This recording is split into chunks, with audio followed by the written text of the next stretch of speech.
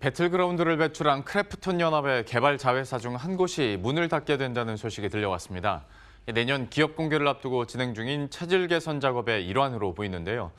관련해서 서정근 기자와 함께 구체적인 내용 알아보도록 하겠습니다.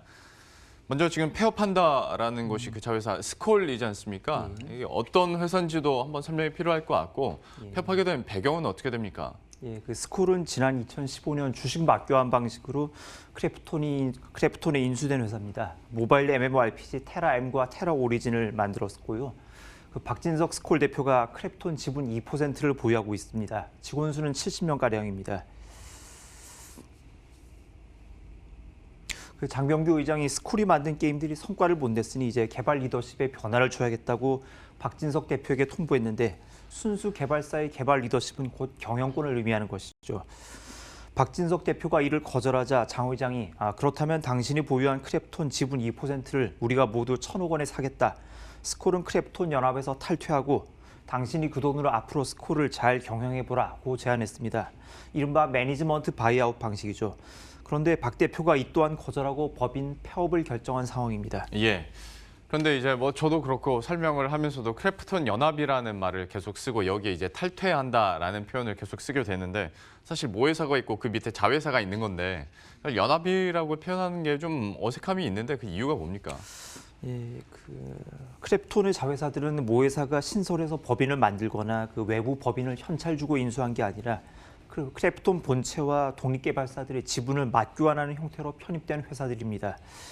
기술력과 꿈이 있으나 당장 현금이 없는 가난한 회사들이 크래프톤과 지분 교환으로 혈연을 맺은 일종의 개발사 연대와 같은 모양새죠. 어찌 보면 상부상조 공동체와 같은 느낌도 있습니다. 이 구조를 회사 측은 크래프톤 유니온이라는 영어식 표현으로 명명합니다. 예. 이 회사에 대한 가치 평가를 그러면 객관적으로 할 수 있는 게 따로 떼서 할 수 있는 게 지금 가능합니까? 스콜 자체는 지난해 1분기부터 3분기까지 누적 매출이 한 6억 원대에 그치고 누적 손실은 30억 원을 넘어섰습니다. 그만한 가치, 1,000억 원대 가치가 있다고 보기는 어려운데요. 그러나 배틀그라운드를 만든 펍지가 1분기부터 3분기까지 누적 매출 6,589억 원, 순이익 2,643억 원을 내서 장외 시장에서 크래프톤 연합의 시가총액 평가는 약 5조 원에 육박합니다. 피인수 당시 스콜의 기업 가치를 책정해 받은 크래프톤의 지분 2%가 1,000억 원이 되는 구조인 거죠. 펍지의 힘으로 스콜처럼 부진한 자회사들도 동반 낙수 효과를 얻는 그런 구조입니다. 그 넥슨의 이익 규모에서 던전 앤 파이터를 만드는 네오플의 비중이 아주 높은데 크래프톤 연합에서 배틀그라운드를 만든 펍지의 비중은 더욱더 절대적인 양상입니다. 그 장병규 의장이 그 4차 산업혁명위원회 위원장 임기를 지난해 연말 마치고 크래프톤 경영 일선에 복귀했는데요. 이후 크래프톤 연합의 체질 개선을 도모하는 그 리빌딩 작업에 착수했는데 이 과정에서 스콜이 폐업하는 결과를 낸 것이죠. 그러면 지금 스콜 외에 다른 회사들의 상황은 어떻습니까? 그 펍지를 제외하면 모회사 크래프톤과 모든 다른 자회사들도 모두 손실을 내는 구조입니다. 아마 연합 내 다른 주체들도 스콜과 동일한 잣대로 쇄신 압박을 받고 있었을 것으로 점쳐집니다. 그 모회사와 자회사의 그 주요 포스트 중 일부가 교체될 전망이고요. 중간 심사를 넘지 못한 일부 개발 프로젝트들의 제작이 앞서 종료된 바 있습니다. 어떤 면에서 보면 넥슨이 지난해 하반기 단행한 경영진 교체, 개발 심사를 통한 체질 개선 작업을 연상케 하는 점도 있습니다. 그러니까 장병규 의장도 칼을 뽑았다라는 해석이 나올 수 있을 것 같은데 지금 업계 분위기나 아니면 해석들은 어떻게 나오고 있습니까? 장 의장은 인터넷 게임 섹터에서 이해진 네이버 창업자와 함께 가장 이상적인 경영자로 평가받던 인물입니다. 그 네오위즈, 첫눈, 크래프톤을 차례로 창업하고 성공시킨 이력이 그 실력을 입증하고 그 번 돈을 나누는 과정에서 인색하다는 평을 들은 적도 없습니다.